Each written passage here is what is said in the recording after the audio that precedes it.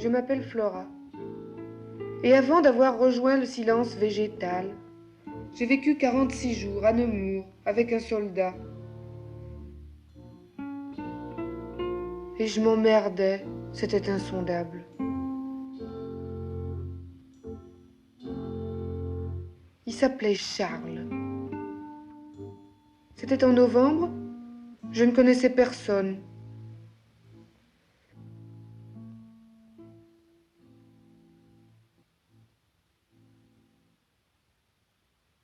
Dans la chambre, il y avait un rideau de matière plastique qui répandait une odeur industrielle.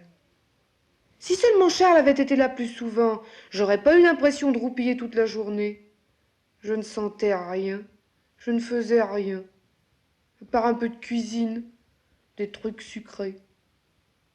Je couchais avec Charles qui était beau, mais il râlait tellement contre la vie militaire, j'avais encore plus sommeil.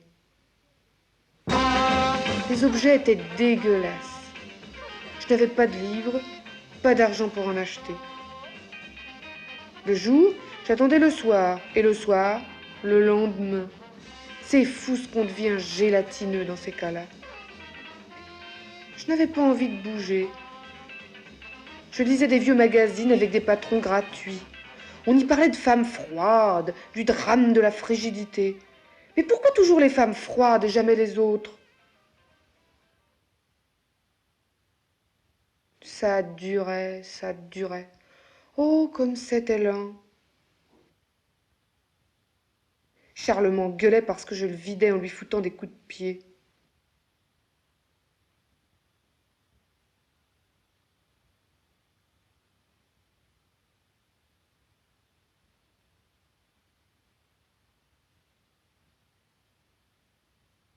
Ceux qui pouvaient râler. Il râlait quand il y avait des parasites à la radio.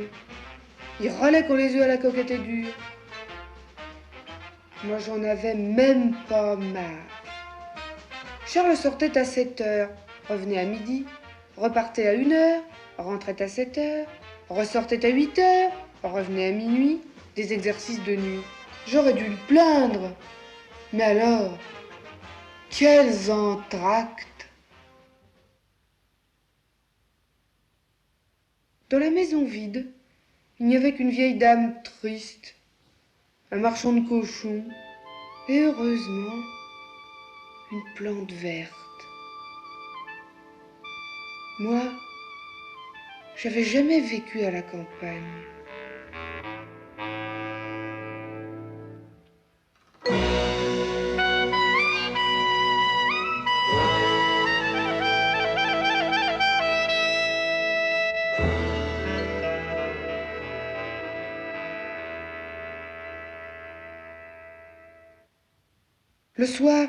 Le soir seulement, c'était tendre sur la rive nord du loin. Le loin remuait. Les bords de la rivière sentaient le tilleul. Et si je n'avais pas su qu'on pouvait mourir en buvant de l'eau sale, j'aurais bu tous ces méandres glaiseux en serrant les petites îles pointues.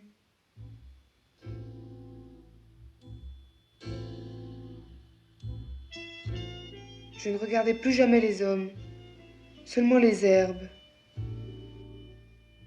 Je m'étais bien habituée à l'odeur moisie du dessous du pont.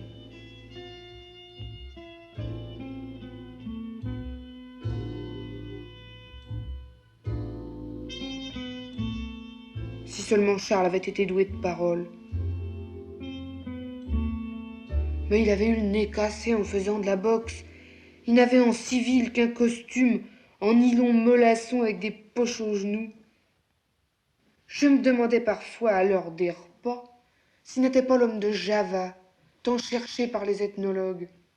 Il avait la figure si plate et la peau si piquetée. Je me disais, c'est pas possible. Demain, je me rembarque, je retourne à Paris 18e, rue de la Guadeloupe, et je verrai des autobus. Mais pour ça, il aurait fallu se traîner jusqu'à une décision. Et je ne pouvais plus prendre de décision déjà. Alors je suis restée à Nemours.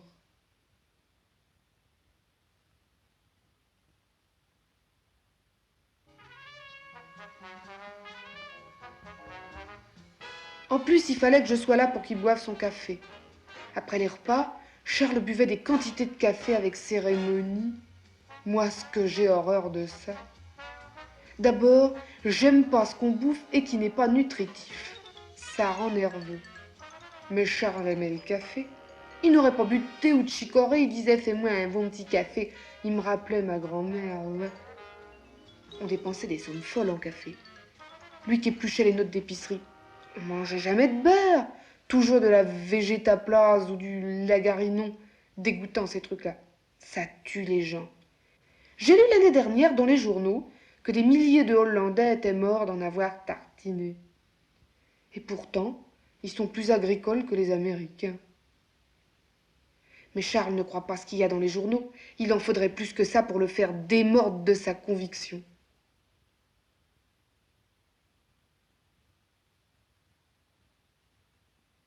Les choses s'accomplissaient par-devers moi, à mon insu.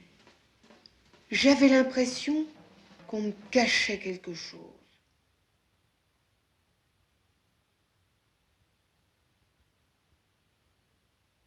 Heureusement qu'il y avait l'eau.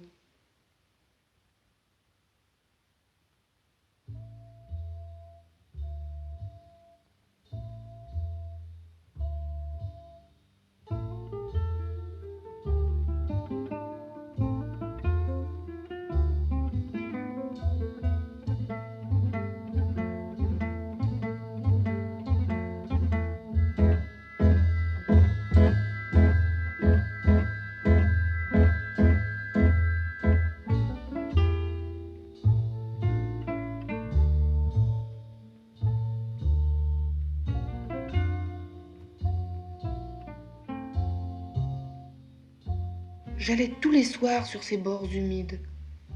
C'était un espace presque temporel. Cet endroit où la terre se changeait en boue et où la boue se changeait en eau. Je savais qu'un jour ce sang plus lumineux irait remonter mes artères. Je me récupérais. C'était un retour ventral à la vie. Et mes pensées se réveillaient, elles sautaient comme des petits batraciens. Le dimanche, après la messe où Charles me traînait, je restais écrasée entre le sabre et le goupillon. Charles disait « Le travail est un mal nécessaire ». Et il ruminait ses manuels militaires pendant des heures.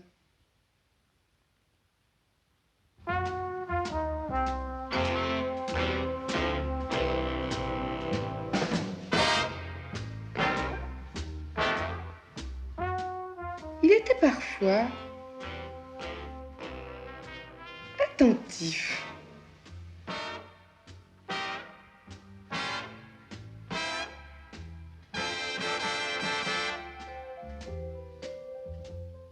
Mais malheureusement, il y avait un temps pour tout. N'est-ce pas?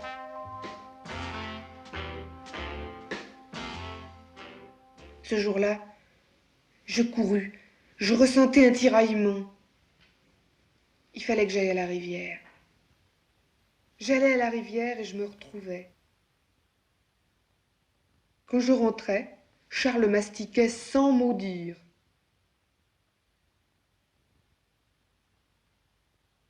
Méthodique, hygiénique, économe.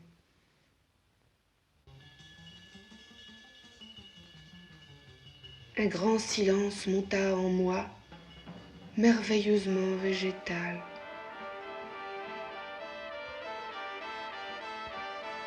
」 « 」 « 」 « 」 «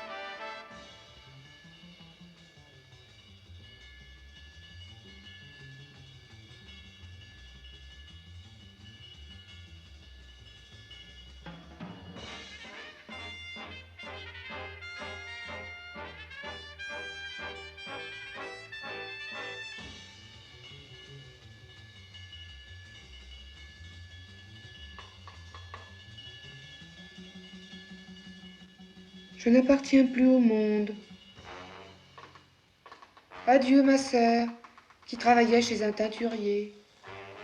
Adieu la limonade et les souliers cirés.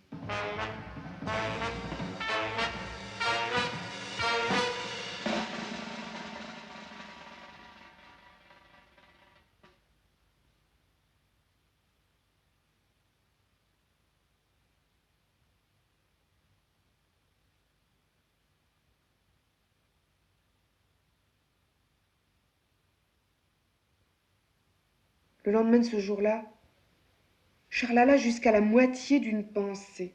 En me regardant, il dit « Ah, une belle femme !» Mais il n'alla pas plus loin. Alors je descendis, enfin, pour la dernière fois.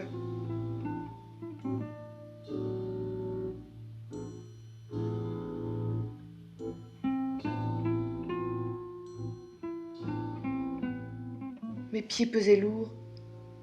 Il fallait que je les arrache de la terre.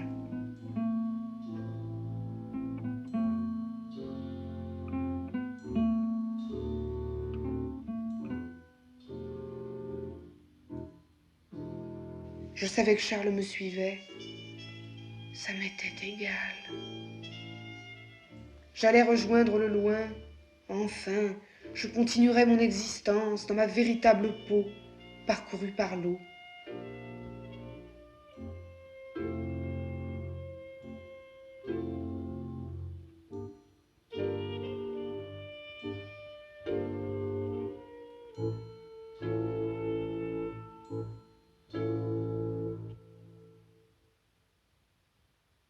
Il est 1 heure !» hurlait Charles.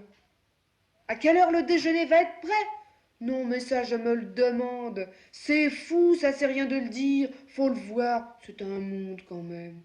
Il n'y a plus de café à la maison, il n'y a plus de pommes de terre.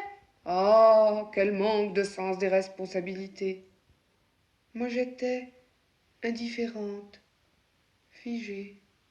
T'aurais fait un drôle de soldat, ma pauvre fille. Moi, je t'aurais maté. C'est incroyable, moi. Qu'est-ce que je deviens là-dedans? Oh, la vie en société, c'est pas ce que tu penses. Viens donc un peu à la caserne et t'en aurais bavé. Oh, les femmes, plus ça change et plus c'est la même chose. Moi, je devenais feuille, branche. J'étais verte et sable. Et un peu conscience de tes devoirs. C'est pour ton bien que je te dis ça. Moi, je m'en fous dans le fond. T'as besoin de discipline. Faut mériter, oui, mériter la société. Moi, je renonce. Reste donc la planter comme un piquet puisque ça te fait plaisir. J'ai pas déjeuné.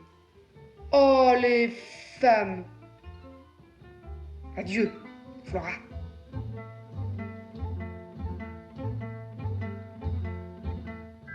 C'est ainsi que j'ai changé ma chair inutile contre mes feuilles, mes branches et mes racines.